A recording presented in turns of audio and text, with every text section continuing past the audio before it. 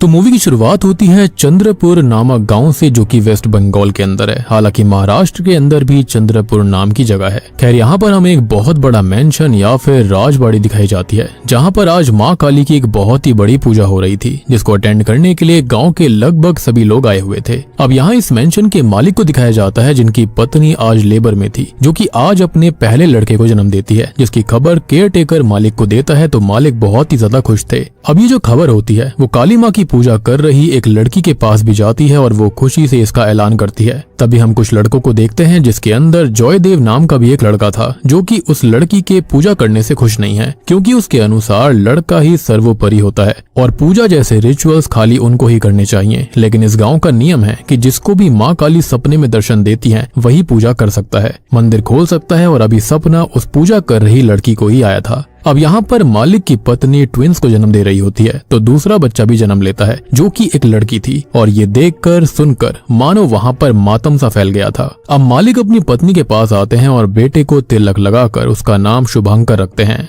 और बेटी को उस पूजा करने वाली लड़की को सौंप दिया जाता है, यानी कि ट्विन लड़की को। अब वो पूजा कर रही लड़की उस नई जन्मी बच्ची को घर के पीछे बने हुए खंडर के अंदर एक पेड़ के सामने लेकर आती है और बाकी लोग भी वहाँ पर एकत्रित हो गए थे, जहाँ पर उस लड़की को बलिदान के लिए सैक्रिफाइस प्लेट के ऊपर रख दिया जाता है। फिर सामने हम एक बड़े से भयानक पेड़ को देखते हैं, जिसके सामने प्रार्थना करके उस लड़की को एक अस्त्र से, यानी कि एक खड़क से 2 टुकड़ों में काट कर उसकी बलि दे दी जाती है। अब ये जो हमने देखा वो तो भयानक था ही, लेकिन जब उस बच्ची का खून जमीन में समाता है तो और भी भयानक सच सामने आता है कि यहाँ पर अनगिनत लड़कियों के कंकाल दफन हो रखे हैं। मतलब कि यहाँ बहुत सारी बलि ऑलरेडी दे दी गई है और वो बलि दी गई है उसी पेड़ को। तो उस पेड़ के अंदर जो शक्ति है उसको शांत रखने के लिए, खुश रखने के लिए और अपनी ब्लड लाइन की जान बचाने के लिए। खैर, अब यहाँ से कहानी 40 साल आगे बढ़ती है और हम देखते हैं अंबिका को, जो कि एक टीचर है और बच्चों को माँ काली की वो कहानी सुना रही थी। तो एक समय पर एक दैत्य था जिसका नाम रक्त बीज था, जिसको वरदान मिला कि वो कभी भी खत्म नहीं हो सकता। और ऐसा क्यों? तो उसके रक्त की बूंद जहाँ जहाँ गिरेगी वहाँ पर एक दूसरा रक्त बीज प्रकट हो जाएगा और ऐसे ही उसका खून जितना ज्यादा बहेगा उतने ज्यादा रक्त बीज आते जाएंगे। यानी कि इस दैत्य को, शैतान को खत्म नहीं किया जा सकता। अब इस चीज से सारे देवतागण काफी परेशान थे, क्योंकि कोई भी उसको हरा नहीं पा रहा था और इसी के चलते दैत्य जो होता है वो देवों को खत्म करने में लगा हुआ था। और तब जाकर कुछ देवगण जो होते हैं वो माँ पार्वती से विनती करते हैं कि वो उनकी रक्षा करें। अब माँ पार्वती ये बात जानती थी कि उनका ये सौम्य रूप जो है वो रक्त बीज को हराने के लिए काफी नहीं है, या फिर ये कहें कि ये उनकी लीला थी। तब जाकर वो अपना रौद्र रूप धारण करती हैं और माँ पार्वती से बनती हैं माँ काली, यानी कि महाकाली। वो रक्त बीज से युद्ध करती हैं और उसके रक्त का एक एक कतरा विष की तरह खुद ही ग्रहण कर लेती हैं और इस तरह से रक्त बीज का खात्मा होता है। खैर, अब फिर से अंबिका को दिखाया जाता है, जिसके पति का नाम है शुभंकर, जिसका जन्म हमने शुरुआती सीन में ही देखा था, यानी कि आज से 40 साल पहले। और इन दोनों की एक बेटी है जिसका नाम है श्वेता, जो कि 12 साल की है। अब शुभंकर अपने परिवार और गांव के इन रिचुअल से, मान्यताओं से तंग आकर चंद्रपुर छोड़ चुका था और जब से श्वेता पैदा हुई है वो कभी घर वापस नहीं गया, क्योंकि वहाँ गर्ल चाइल्ड के साथ क्या होता है ये तो हम ऑलरेडी देख चुके हैं। अब उसे ये डर था कि उसके परिवार, राजवाड़ी और गांव का जो श्राप है वो श्वेता का भाग्य और खुशियां ना छीन ले, तो उसने कभी उसे भी चंद्रपुर के बारे में बताया तक नहीं। अब अंबिका जो है वो सब जानती है, लेकिन उसने भी अपनी बेटी से सब कुछ छुपाया हुआ था। लेकिन श्वेता के जो सवाल होते हैं ना, वो हमेशा उसके सामने आते रहते थे कि उसका परिवार कहाँ पर है। वो चंद्रपुर के बारे में हमेशा पूछती रहती थी, जिसको वो दोनों जैसे तैसे टालते रहते। अब एक दिन शुभंकर को कॉल आता है कि उसके पिताजी अब गुजर चुके हैं, तो वो वापस अकेले चंद्रपुर जाता है और उनका अंतिम संस्कार करवाता है।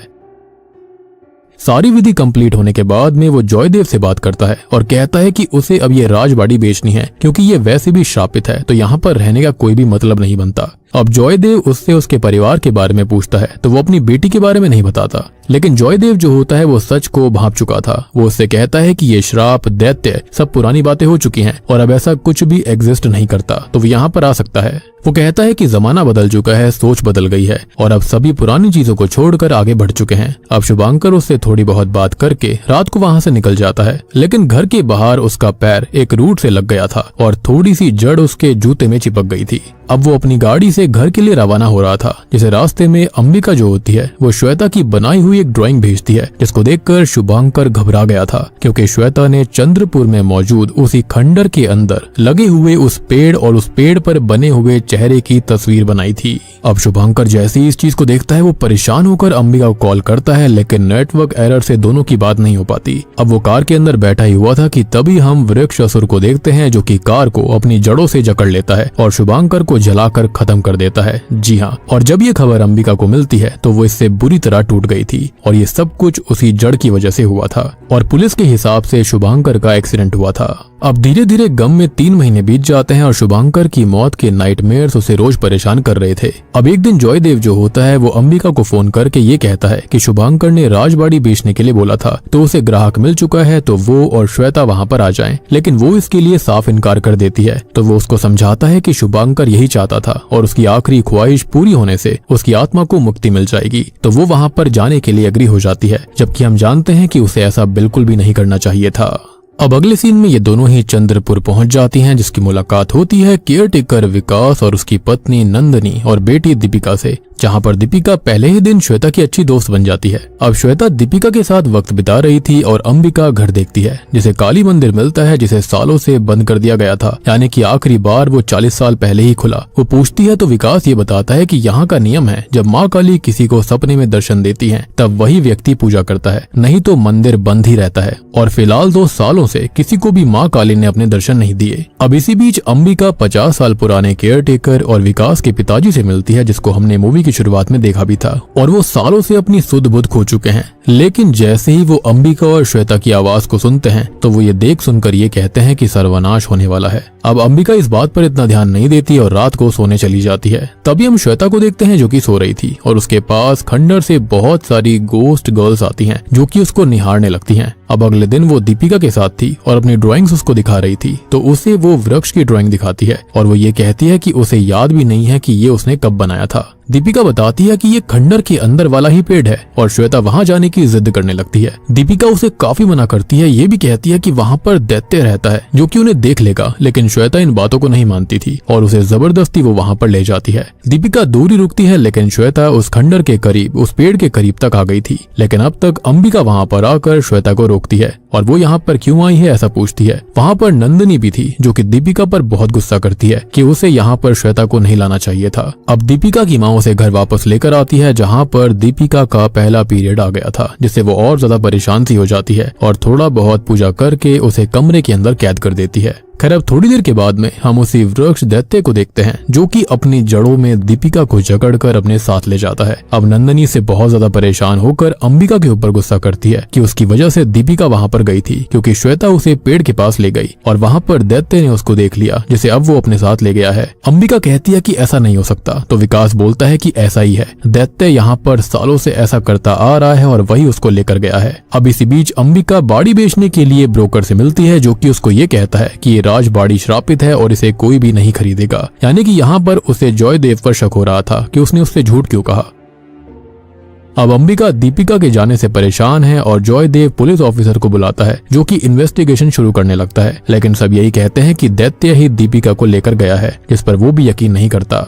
अब गांव के सभी लोग और जॉयदेव भी यही कहता है कि हाँ ये दैत्य का काम है। साथ ही साथ सभी श्वेता के ऊपर ब्लेम डाल रहे थे, तो अंबिका यहाँ पर ये कहती है कि इसमें श्वेता की गलती नहीं है। और अब अंबिका कहती है कि वो खुद खंडर जाएगी और दीपिका को वापस लेकर आएगी। वो पुलिस ऑफिसर के साथ खंडर में जाती है, जहाँ पर वो शैतानी पेड़ को देखती है, जिसके आसपास ढेर सारे ईविल पेड़ थे जिनके ऊपर चेहरे तक बने हुए थे। और उन्हें यहाँ पर दीपिका तो नहीं मिलती, लेकिन हम एक बूढ़ी महिला को देखते हैं जो कि उसके ऊपर ही नजर रख रही थी। अब अंबिका घर वापस आती है, जिससे श्वेता सवाल करती है कि ऐसा क्या सच है जो कि वो आज तक उससे छुपा रही है, और अब जाकर उसे सारी सच्चाई बतानी पड़ती है। तो अंबिका ये बताती है कि जब माँ काली ने रक्त बीज का वध किया था, उसके खून को विष की तरह ग्रहण किया था, तो उसके बाद उसके खून का एक कतरा धरती पर गिर गया था, और जहाँ पर ये खून का कतरा गिरा वही जगह चंद्रपुर है। उस खून के कतरे से एक राक्षस का जन्म हुआ जिसका नाम है अमशजा।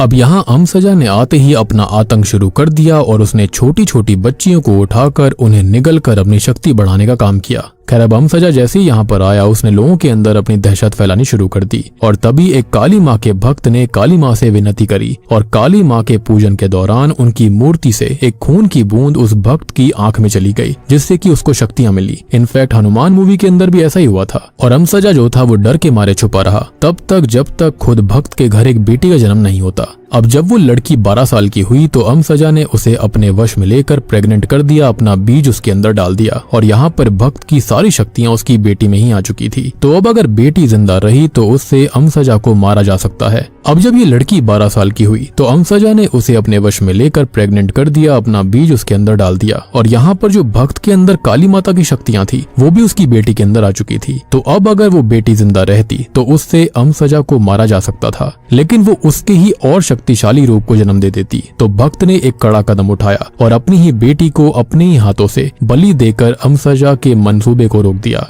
यानी कि उसके बीज को रोक दिया। और उस भक्त की ब्लड लाइन है शुभंकर का परिवार। जी हाँ, और इसलिए ही इनके खानदान के अंदर जब भी बेटियों का जन्म होता है तो उनको खत्म कर दिया जाता है ताकि अमसजा उनके वंश की बेटी से पैदा न हो जाए और भी ज्यादा शक्तिशाली न हो जाए। और अब आपको समझ में आया होगा कि ये बॉडी जो है, ये जो राजघराना है, वो इतना ज्यादा शापित क्यों था। अब शुभंकर ये जानता था कि उसके पिताजी उसकी बेटी को खत्म कर देंगे, तो उसने पहले तो घर छोड़ा और फिर झूठ बोला कि उसे बेटा पैदा हुआ है। श्वेता बहुत डर जाती है कि उसका फेट अब क्या होगा, लेकिन अंबिका वादा करती है कि वो उसे कैसे भी बचा लेगी। अब इसी बीच हम अमसजा को देखते हैं जो कि दीपिका को अपने वश में लेकर ईविल बना लेता है। अब एक रात अंबिका को काली माँ अपने सपने में दर्शन देती है और अगले दिन वो मंदिर खोलकर पूजा शुरू कर देती है। अब दूसरी ओर पुलिस ऑफिसर जॉयदेव के साथ उन बच्चियों के घर जाकर पूछताछ करता है जो कि कभी गायब हुई थी और यहाँ पर वो कुछ अनयूजुअल नोटिस करता है। अब हम श्वेता को देखते हैं जिसको पहली बार पीरियड आए थे और अब तक दीपिका भी लौटकर वापस आ गई थी। डॉक्टर्स दीपिका को चेक करते हैं और ये बताते हैं कि बाकी लड़कियों और दीपिका के पीरियड्स रुक गए हैं, जो कि होना नेक्स्ट टू इम्पॉसिबल है।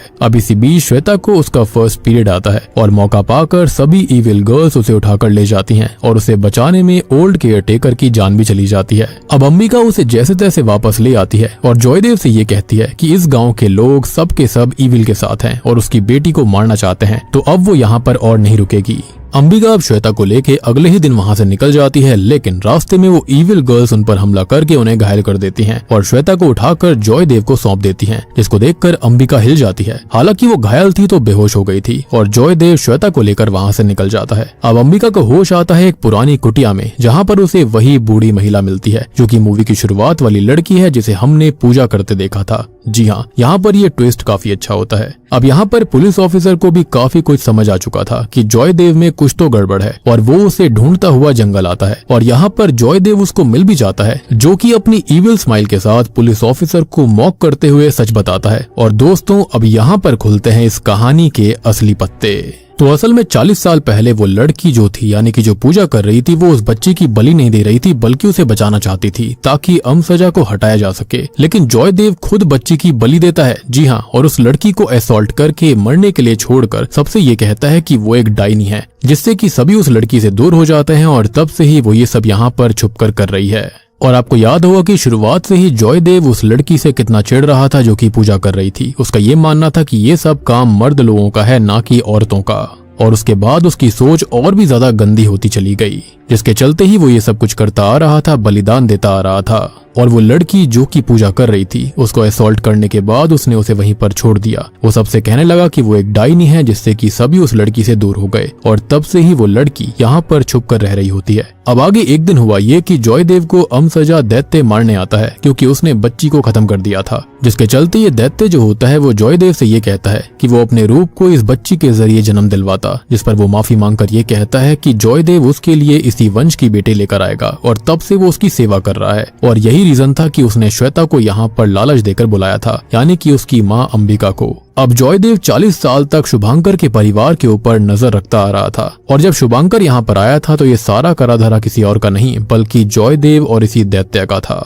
उसने जानबूझकर उसे खत्म करवाया ताकि उसकी बेटी यहाँ पर आ जाए और अब वो यहाँ पर आ चुकी है, तो उसने श्वेता को अमसजा को सौंप दिया ताकि वो उसे प्रेग्नेंट करके अपना बीज उसके अंदर डालकर अपना बचा हुआ काम पूरा कर ले, जिससे कि उसको जन्म मिल जाएगा और उसकी शक्तियाँ वापस आ जाएंगी, जो कि बहुत भयानक होंगी। बेसिकली उसको एक बॉडी चाहिए थी।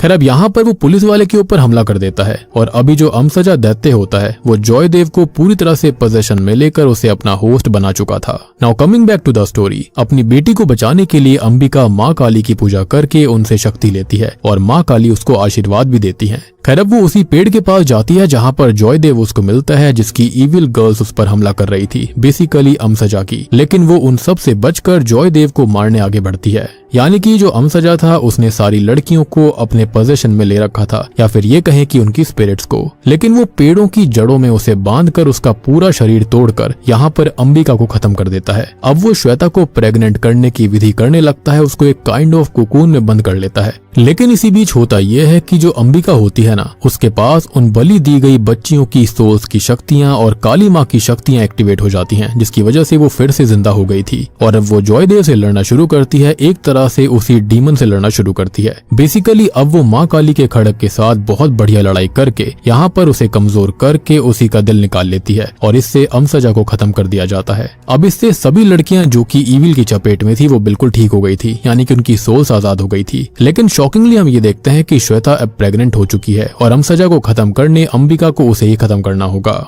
अब वो भारी दिल से ऐसा करने ही वाली थी, लेकिन तब तक सभी बच्चियों की स्पिरिट को मुक्ति मिल जाती है। वो सभी उसको रोकती हैं, साथ ही साथ वो ओल्ड लेडी भी उसको रोकती है। वो समझाती है कि अब ये कर्ज खत्म हो चुका है तो अमसजा अब वापस नहीं आएगा, यानी कि अब श्वेता को खत्म करने की जरूरत नहीं है, उसकी बलि देने की कोई भी जरूरत नहीं है। और अब अंबिका और श्वेता जो होते हैं वो इस गांव से फाइनली चली जाती हैं। लेकिन अब यहाँ पर आता है इस मूवी का सबसे भयानक ट्विस्ट। आपको शैतान मूवी याद होगी, तो शैतान मूवी के अंदर जो वनराज होता है वो यहाँ पर आता है, जो कि असल में अमसजा का एसेंस लेने आया था। आपको याद होगा कि वो कितना भयानक था। और हम जानते हैं कि रक्त बीज जो था वो यहाँ पर कभी खत्म नहीं होता, 1 से 2, 2 से 4 या फिर वो अपना रूप बदलता रहता है। इसके बाद में अब होता यह है कि जो वनराज होता है वो वहाँ पर उन अस्थियों को उठाता है, यानी कि अमसजा की, जिसके बाद में उसके अंदर उसकी शक्तियां आ जाती हैं। और वो ये भी कहता है कि शैतान कभी खत्म नहीं होते, जो कि बिल्कुल सही बात है। इट्स लाइक एनर्जी, जो एनर्जी होती है वो खत्म नहीं होती, खाली एक रूप से दूसरे रूप में ट्रांसफॉर्म होती रहती है। और अब वो आगे काफी ज्यादा तबाही मचाने वाला है, यानी कि यहाँ पर ये जो यूनिवर्स है वो काफी बढ़िया होगा और इसके चलते ही शैतान 2 मूवी भी जरूर आएगी। हो सकता है कि आगे और भी इस तरह की मूवीज आने वाली हैं इस यूनिवर्स के अंदर। यानी कि अंबिका जो होती है उसने अमसजा को खत्म तो कर दिया, लेकिन उसकी शक्तियां अब यहाँ वनराज के पास आ गई थी। और बूम, इसी के साथ में ये मूवी यहीं पर खत्म हो जाती है।